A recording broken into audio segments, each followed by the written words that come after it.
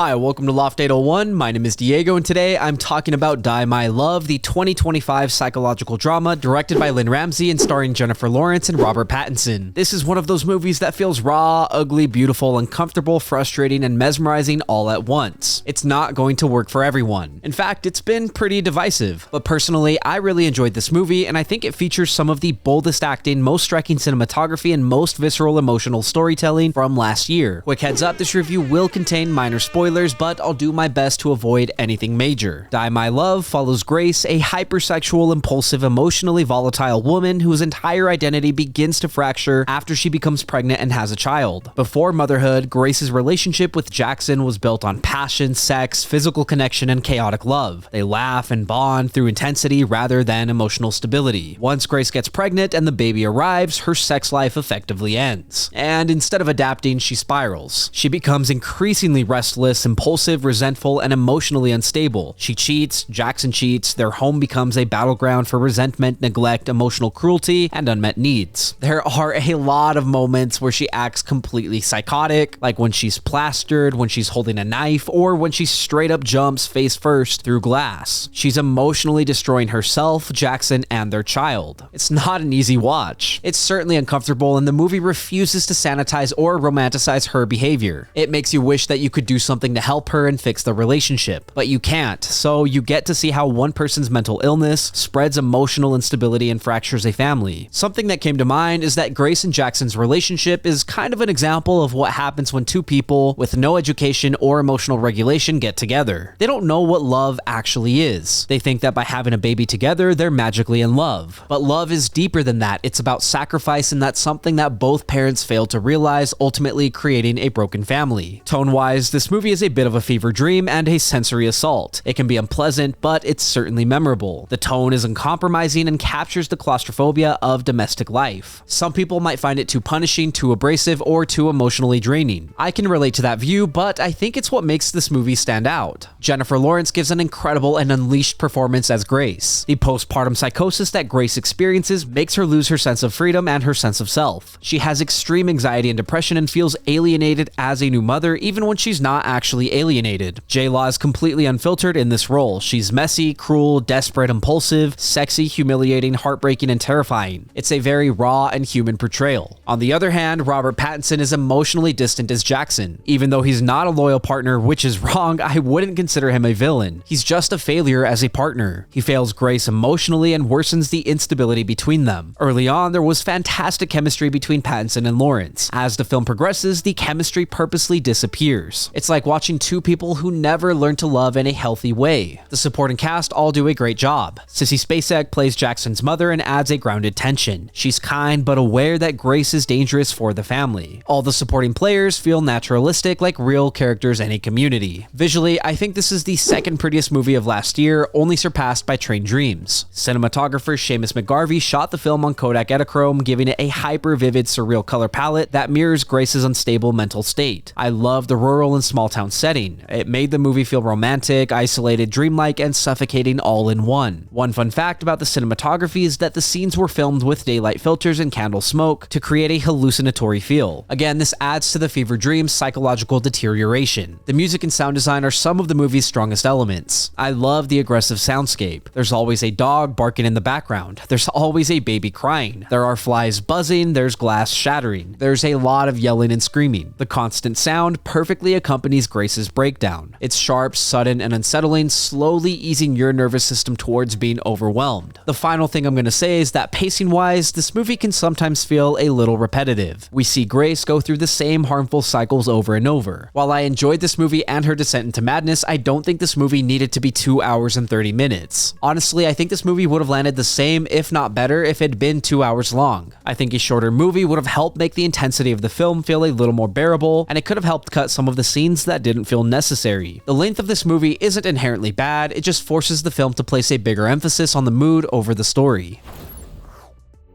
Die My Love is a brutal, beautiful, and deeply unsettling psychological drama that isn't trying to comfort you or meet you halfway. It's messy, abrasive, and emotionally exhausting, but that's also what makes it feel honest. Even with its pacing issues and the moments of repetition, the film's raw emotional power, fearless performances, and stunning craftsmanship left a strong impression on me. Jennifer Lawrence gives one of the most unhinged and human performances of her career, and Lynne Ramsay creates a sensory experience that puts you inside a collapsing mind. This isn't a movie I'd casually recommend to everyone, and it's definitely not something I'd rewatch often, but it is a movie that sticks with you and demands to be felt. For me, that makes Die My Love absolutely worth watching. Thank you for listening to my review. If you enjoyed the video, leave a like and hit subscribe. If you did not enjoy the video, thank you for sticking around. As always, I would love to read what you have to say, so leave a comment and let me know what you're thinking. Also, if there's something you want to see reviewed, don't forget to let me know and I will do my best to get to it. Lastly, if you want to see some more from me, then you can check out my vlogs linked up above or my podcast, Good Friends. Again, thank you for watching. My name is Diego and I will see you next time.